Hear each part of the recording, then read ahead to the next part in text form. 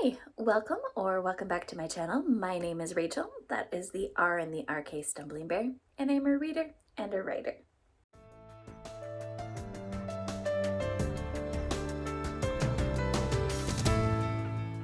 And I'm also a bit of a completionist. It's been a few months since I've been here, and we're going to do an October, November, and a December wrap-up. And then I'm going to let you know not only the two books that I've carried over so far in reading, but all the other books that I've soft DNF'd. More about that at the end. We're just going to jump into it. So, looking in October, I finished 7 books. The first one I finished was Lake of Souls. This is an anthology collection by Ann Leckie, and she has some just normal fantasy stories, some that are set in the Radek universe, and then others that are set in her Raven universe. And it was my first time experiencing her Raven universe stories, and I do find the world kind of compelling. The idea of gods, but they're only gods, or they only have magic or power based off of belief of people and whether or not what they say comes true. So if they inadvertently lie, then, or even if what they said gets turned into a lie, well, then they lose their power. Very fascinating and brutal world. And of course I love all the Radek stories as well. So I would say that this was a pretty solid collection. I then finished Emily Wilde's Encyclopedia of Fairies by Heather Fawcett. This is my first time reading Heather Fawcett and trying this series. I had heard some really good things about it, and I think it ended up working for a prompt for me. Yes. And I am low-key doing the Herkiad 2.0 challenge, and so I used this book of, with fairies, with fae, for my fae prompt for the spooky creatures. I really enjoy this kind of cozy fantasy, but set in a cold, section of the world with fae who is not your typical fae stories. Fawcett has definitely gone more into that darker fae fairy tale vibe, which I actually prefer to the ones where, oh hey, cute, let's fall in love. Not my big cup of tea. But I ended up really liking this, and I think that I'm planning on finishing this trilogy before the Herkiad 2.0 challenge and just using it for those prompts as well. I then read The Crimson Road by A.G. Slater. This was one of my 2025 priority new releases, and I really enjoyed this. It also worked out for my vampire prompt for the spooky creatures for Herkiad 2.0, because the Leech Lords, the way they're described, sounds very vampiric to me. Yeah, this is my second one in this Sourdough universe, and I liked it. I kind of bounced off Violet the first time I tried the book, but the second time she worked for me. And in this one, you very much get like a highlight reel of all the books that came before. The only other one I've read by her is the Briar Book of the Dead, so I had met Ellie Briar already, but I recognized kind of the sequence. So this might work better for people who have read the other books, but however, I haven't, and it still worked really well for me. I then read The Summer War by Naomi Novik, and this was another of my 2025 priority new releases, and this one had come out in September. And it's another kind of fae story where this girl accidentally curses her brother because she's mad at him, finds out she has power and the curse actually sticks, and then wants to go save him and, remove her curse. Gets embroiled into a bigger political plot, and then her other more unwanted brother joins in and helps her save all of them. So if you like fae stories, you're probably gonna like this really well. just coming off of reading Emily Wilds and then The Crimson Road, it was a little too much fae for me at the time I read it, but it's a very atmospheric fae story otherwise. I like Novik's writing. I then read Queen Demon by Martha Wells. This is the sequel to Witch King. And this basically picks up right where the first one left off. Even continuing with the alternating perspectives of you have the present and you have the past. So, in this one, I struggled a little bit more with what was happening in the past, seeing how it was relevant to what was happening in the present. But I still really like this, and I am curious what the next one's gonna be. And there has to be a next one because this one kind of has a cliffhanger, which isn't my favorite thing for authors to do, but the major plot in this one is wrapped up. So, yeah. I also use this for one of my spooky prompts for demons. And then, doing something completely different, I read Sense and Sensibility by Jane Austen. And this is a very old second-hand copy I got. Somebody I knew was getting rid of a whole bunch of books, and I just went, no, I'll just take them all. And not all of them are typically what I would read, but I was like, yeah, we'll try them. She had all the other Jane Austens that I did not already have, and I knew one day I'd get to them, and this year I did Sense and Sensibility. And this worked for my classic prompt on my own Wick Readathon bingo. And I think it actually gave me another bingo, so in another video I will update how I did on that challenge. Here we have Eleanor and Marianne, who have very different views on love and how relationships should work. And through their experiences, they get to see how practical or emotional, like basically how realistic their views are, and they get to understand one another better. You definitely get a stronger sister dynamic, and in some ways that sister dynamic is more important than the actual love relationships that are going on. So, definitely will be rereading this one in the future. And then the last one I finished in October was A Gentleman of Uncertain Fortune by Roy Murr. I picked this up because you read Regency romance, you read Jane Austen, and you hear all about, the elder sons and girls marrying somebody who has enough money for fortune-wise. But what happens if it's a younger son, or if a son is disinherited, or otherwise, how do families figure out how to take care of themselves? And so this was a really good socioeconomic look at society at the time.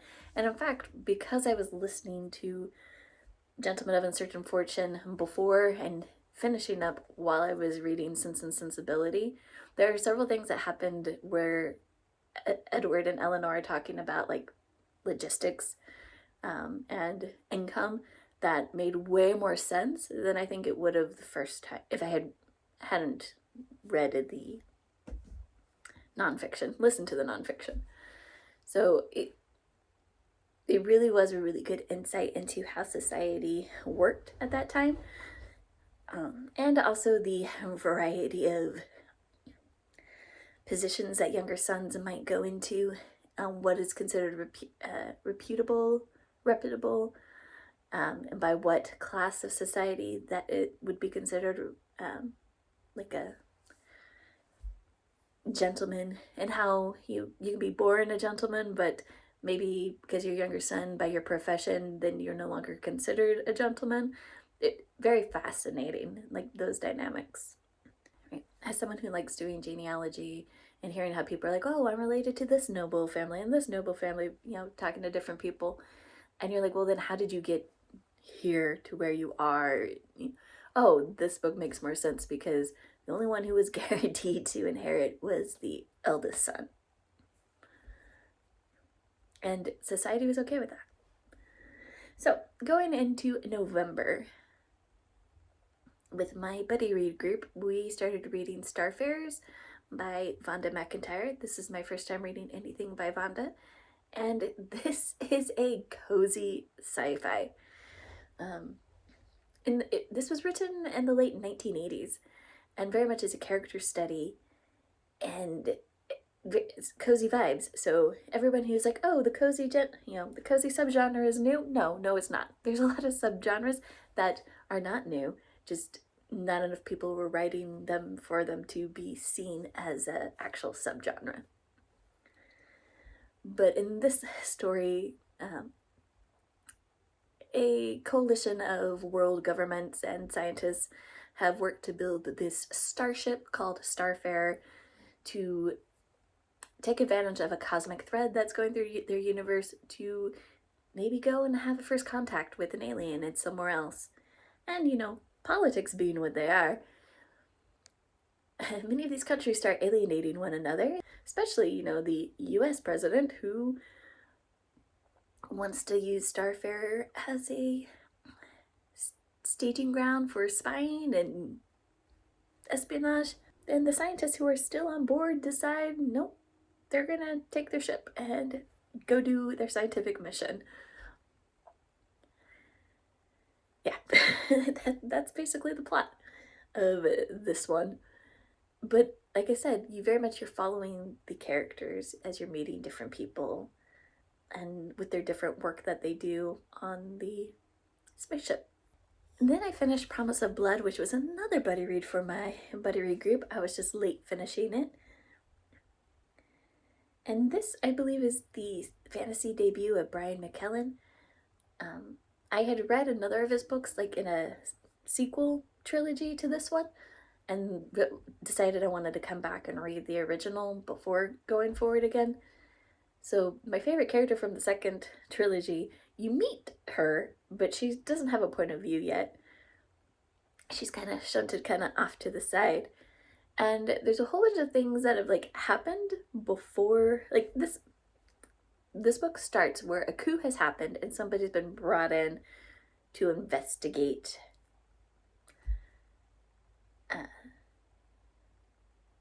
some information that was found out during the coup. You don't get to see the coup. The coup has already happened and you're there after the fact. So there's a lot of things that are already in motion. And at first I even asked my fellow buddy readers, I'm like, wait, is there another series that's before this? Because I feel like I've been just dropped into something that there's been lead up to it and I don't have it. And then we all realize, nope, this is the beginning of the book and this is just how it starts. You already feel like you're in the middle of it because that is what the author has decided to do. Which isn't a bad thing. But there's definitely dynamics of characters. I'm like, how did we get this dynamic between these characters? I want to know more. But there's no beginning dynamics that you see. You just have to accept that this is where they are. So as I said, this started with a coup. There's a group of powder mages. So they will snort gunpowder, or they use gunpowder in their magic. And they have just killed the king of their country and his royal sorcerer cabal. So they killed all the sorcerers who use magic otherwise. The information that they have an investigator looking into is something about by killing all the royal household, now the god is going to come back down and smite everything because the god had promised that these royal families would be protected. And another country is wanting to take over this country and invade. So there's a lot of politics going on. You got some war going on. And you got a bit of a mystery. So it was fun. I probably will continue with the next two in the series. But really I'm now just more curious to jump back to the other trilogy I was reading. Because I liked Valoria's point of view and, the Mad Lancer's point of view more than the people I got in this one. Definitely can see that McClellan has matured as a writer, which is a good thing to know. So, I read one of his recent works, went back and read his debut. I see where he's, how he's maturing. Good writer. I then read Cast an Atonement by Michelle Segura and use this as my shifter prompt because they have dragon shifters in this series. This is book 18, I think. So we are following Kaylin Nea, who is an investigator, part of the police force in this world. And a character we met in the last book called Mrs. Erickson.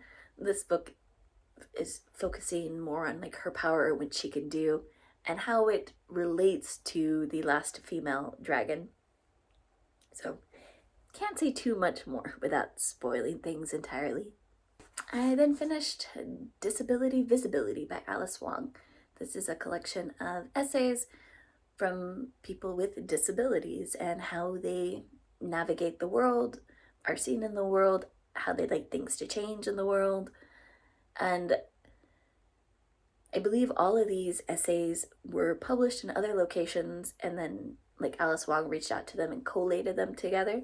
So you get a variety of disabilities and people of color, people who are white, you know, affluent, not affluent, a variety of perspectives. And I think that this is really good, especially as we're living in a world where those with disabilities are looked down upon. I think it's a good idea to remind ourselves that they're people and not all of our structures are set up to actually be equitable. I then buddy read with Margaret Pinard, Legendary Frybread Drive-In. I'm going to link here her video that she did on her channel. It was supposed to be a joint video, but I had some family issues, so was not able to join her. Great like discussion video though that she has up there, so I think you should go watch it. But this is a collection of stories centered around Sandy June's Legendary Frybread Drive-In. And I guess this is actually more like focused towards a YA audience, but I just found the premise interesting, so that's why I wanted to read it. And I think that really the major themes in here are finding a community and connection. And a lot of the protagonists are more like high school age, but you get to then see them interact with elders, not necessarily elders in their own community, sometimes they are. And you get to see a variety of stories, just from figuring out how am I native, to experiencing grief because someone you loved has died, to finding love. So you get a variety of stories, all where they intersect with Sandy June's. In September, I read Just for the Summer by Abby Jimenez, and this is actually like the third book in her trilogy surrounding like Minneapolis and Minnesota. So I went back to the very first book and read Part of Your World, following Alexis and Daniel, and really enjoyed it. Alexis isn't my favorite character. I felt like she was very much focused on class, but Daniel's a big cinnamon roll. I really like him. And definitely cements that I like Abby Jimenez's writing. I like that she has characters who have realistic trauma and realistic issues, and then the characters have to actually have conversations, and sometimes they do, sometimes they don't, but they're true to character versus miscommunication happening because of plot reasons. It needs to happen even though these characters have had great communication up to a certain point. If there's miscommunication, it's because it's a character quirk. I then read A Mouthful of Dust by Nevo. This was one of my 2025 priority new releases that came out in October, and just following our cleric Chi, who has come to an area that has dealt with a famine recently in history, and Chi is wanting to find out more about what went on during this famine. The governmental house people are trying to keep under wraps what happened. You get a little supernatural in this one. And that finished my November reading. Going into December, the first thing I read was The Cybernetic Tea Shop by Meredith Katz. This was a buddy read that I did with my buddy read group, and Also, this was a suggestion that they had given me for an asexual representation for Herkiad 2.0 for the queer rainbow prompt. Or we have a mechanic who, Clara, who travels a lot, bounces from city to city, likes her nomadic ways, but is very good at fixing robots and mechanical devices. It has just moved to the West Coast. Forgetting if it's Seattle or if it's Portland. I think it's Seattle. And ends up meeting a artificial intelligence who runs a tea shop. And this artificial intelligence has done this for many years. Many years. Ever since when the artificial intelligence first came into being, was a purchased entity, and then later it now is considered her own entity. And the original owner of the tea shop, her goal was she wanted her tea shop to last 400 years, and I think we're like 15-20 years shy of that. And not everybody's likes artificial intelligence or robots, and so she's getting persecution. But she becomes friends with Clara, and then they become a little bit more. And it's like a novella. It's short, sweet, but has some very nice sentiments. And it also, I think one of the central themes is accepting someone for who they are, and how do you make room in a relationship for someone to have their wants and dreams. So I liked it. I then read Autumn by Karl Ove Knausgaard. And I know originally, like, this was a book that had interested me because I had been told it was a letter to his unborn daughter. And we do have those letters, but we also have a collection of essays. And overall, this did not really work for me. I felt like the essays, he would be going down a path, and then all of a sudden, here's a hook, and well, aren't I clever? And it's really what I don't like in like literary fiction. And so, yeah, I wasn't very happy with that, and I'm not going to be continuing the series. Though I might try his fiction series, so. Got to know the guy a lot, though, by his opinions and his essays. Then I finished Transition by Vonda McIntyre. This was the second book following Star Fairies, where, they took the ship and they have gone to another universe, and lo and behold, that cosmic thread was an invitation. But because of some unfortunate events at the end of the first book, that invitation is being rescinded, but in a let me ghost you way about it. Kind of pissed me off when I was reading it. Because when they finally do meet up with the people who've given the invitation, they're like, well, we stopped transmitting. You should have gotten the hint. And I'm like, oh, so you tried to ghost them thinking they should get the hint. No, that never works in human history.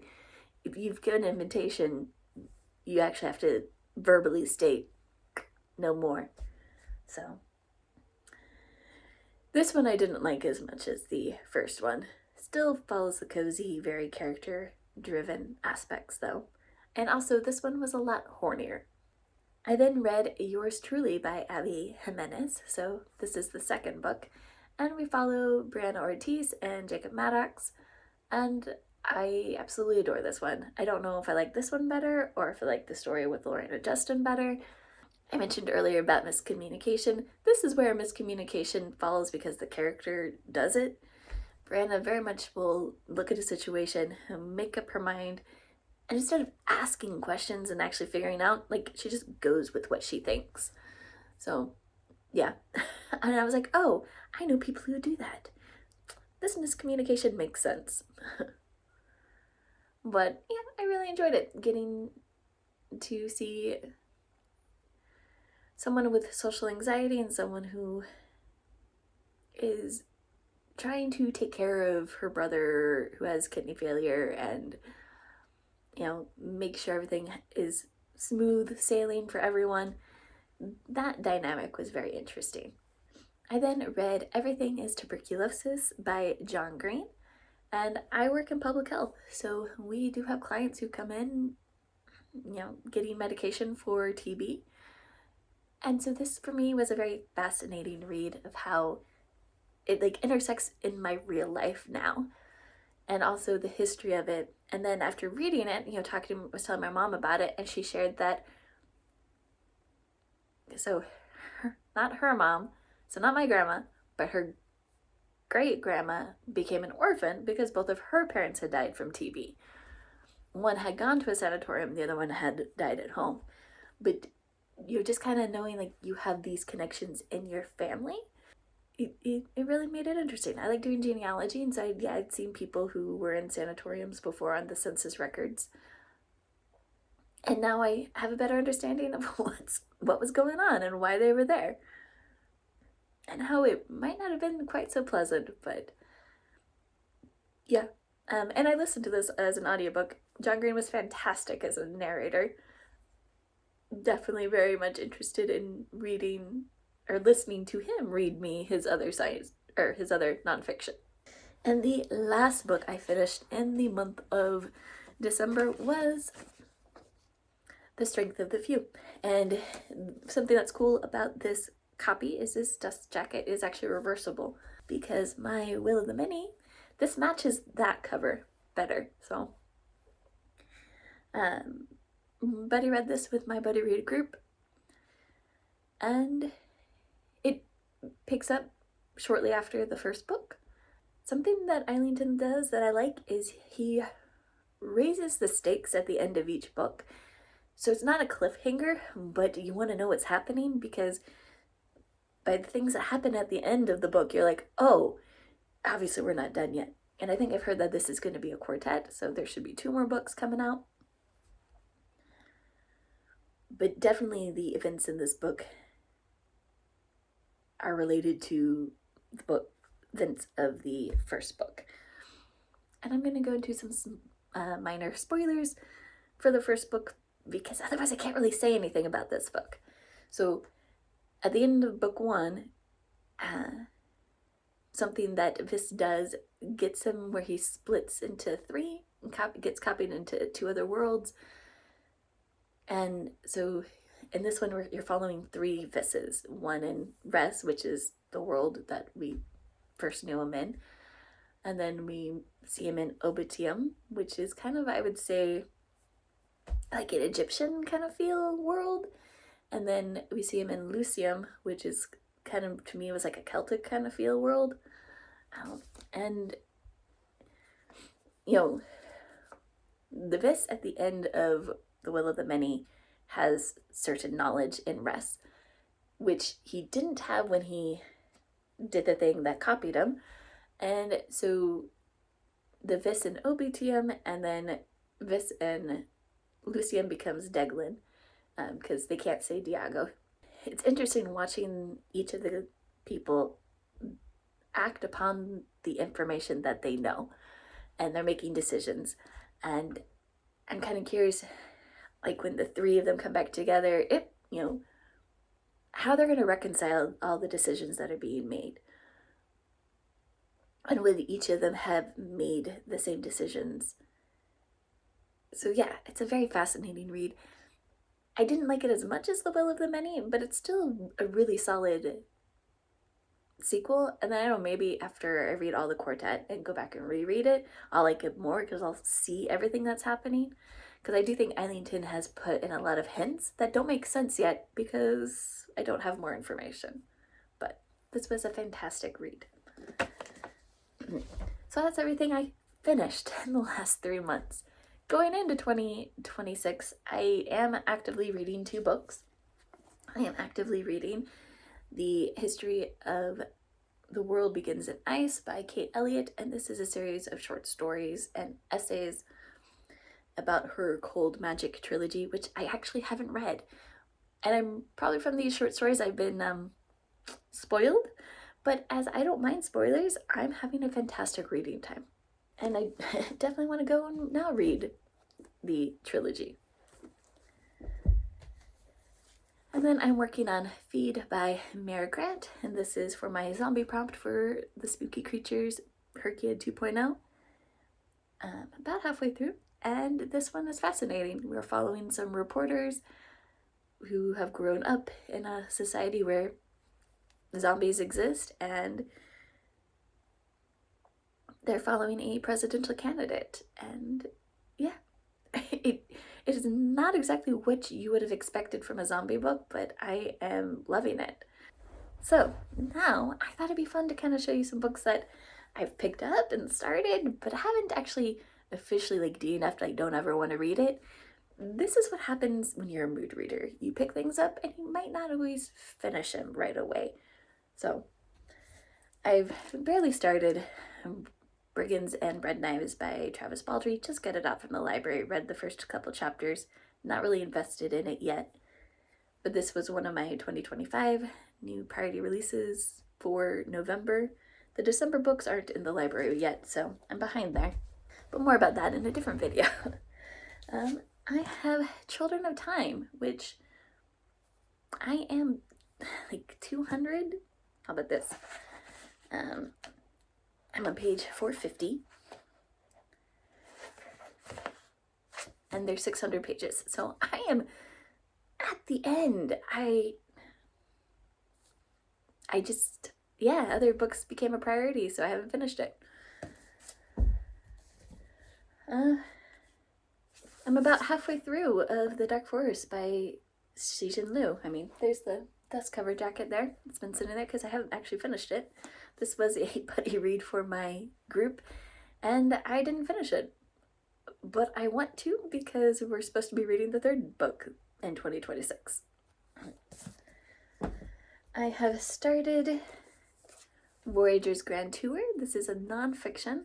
I am very slow with reading nonfiction, but I am very much interested in this because this is about the Voyager satellites, how they came to be, and how their journey doing the Grand Tour came about.